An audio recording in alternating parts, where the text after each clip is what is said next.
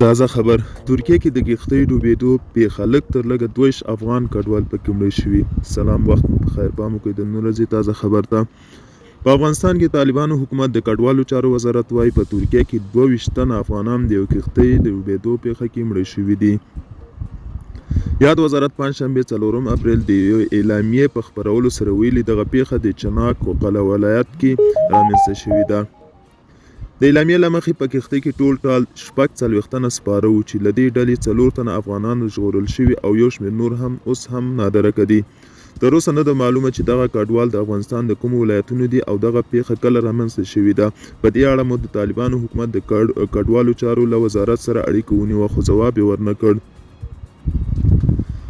د افغان کډوالو د ډوبېدو دغه پیښه په داسې حال کې رامنځته شوې چې په دې وروستیو کې د ترکیې په توقیف ځایونو کې او کمپونو کې له افغان کډوالو سره د ناوړه چلند راپورونه ورکړل شوي دي.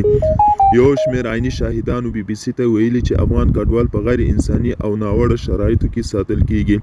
ویل کیږي ترکیې په وروستیو کلونو کې له افغان کډوالو او پناه غوښتونکو سره سختي پیل کړي او د دغه هیواد په بیلابیلو ښارونو کې امنیتي کسان هره ورځ له دوی پوښتنې ګرویګنې کوي او که د اوسیدونکو اسناد ونه لري لومړی نیول کیږي او بیا د څو میاشتې پړاو وروسته له هیواده شړل کیږي. اروپا ته د ښه او خوندي ژوند په لټه کې د ډېر افغان کډوالو د تګ لاره ایران او بیا ترکیه ده. په وروستیو کلونو کې د افغانستان د اقتصادي اقلیمي او امنیتي ستونزو له کبله اروپا ته د کډوالۍ پیښې ډېرې شوې دي چې په بیلابیلو پیښو کې یې لسګونه کسانو خپل ژوند بایللی دی. تر دې وړاندې تیر کال برتانیا ته پر لاره انګریز تنګي کې هم د کډوالو کښتۍ ډوبېدو پیښه کې 6 افغانانو خپل ژوند لاس ورکړی و.